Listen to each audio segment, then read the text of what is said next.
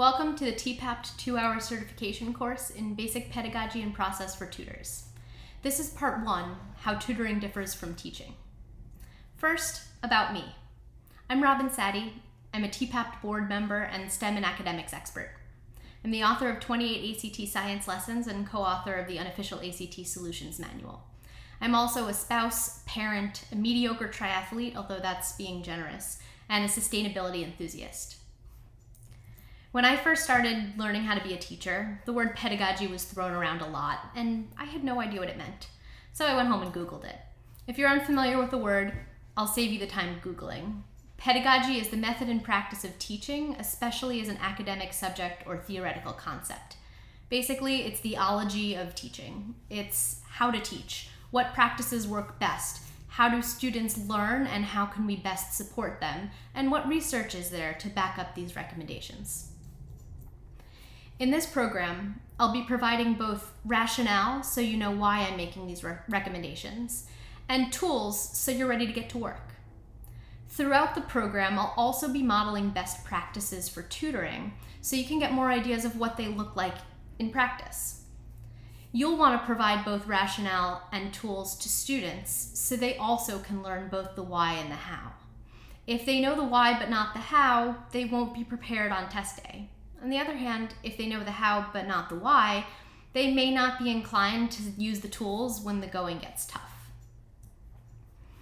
In this program, we'll cover how tutoring differs from teaching, which is what we'll discuss here in this video, building relationships with students and teachers, how to engage students in the content and the strategies, how to use formative assessment to figure out what students know and how to best get them to where we want them to be, how to use Bloom's taxonomy to make sure that we're preparing our students for the right level, how to use the zone of proximal development to help students build increasingly more challenging skills, and lastly, how to plan for tutoring sessions so you can make the best use of your time and the best use of your students' time.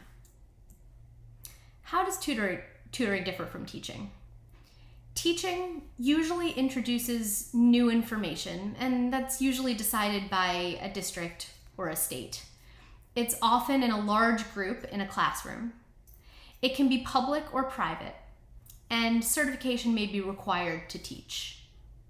Tutoring, on the other hand, supports classroom learning, or can be focused on preparing for a particular test.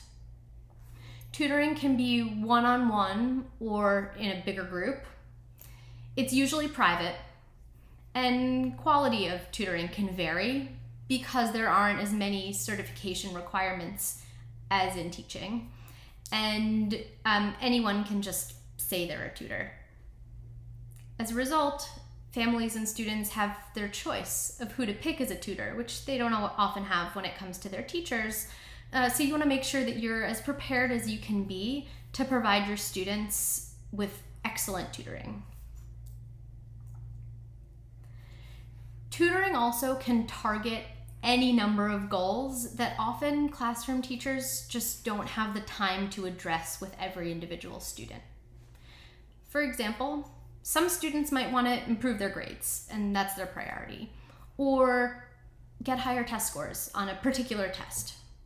Some students want to work on their confidence, being able to walk into the classroom each day and feel prepared to participate in the class, complete assignments on their own, and support their peers.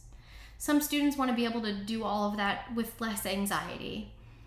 Some students want to learn more. Maybe they don't feel like they're getting enough out of their class, but really want to learn the content for another class they'll take later, or maybe a profession that they want to pursue. Some students might need help with organization, how to organize their papers, how to organize their time, and how to manage all of the skills that relate to school that aren't necessarily in the classroom. And then lastly, some students just want to learn how to take tests better in general, because test taking is an important skill that students will need in all levels of schooling and college and graduate school, and sometimes in professions as well. The main idea here is that tutors can vary in quality, experience, and qualifications. And students and their families often have a choice of who to hire. that makes it different than teaching in a really big way. You want to make sure that as a tutor, you are able to provide the best tutoring that you can possibly give to help prepare your students for whatever goals they wish to meet. That's part 1, how tutoring differs from teaching. If you have any questions, email me at tpaptacademics@gmail.com.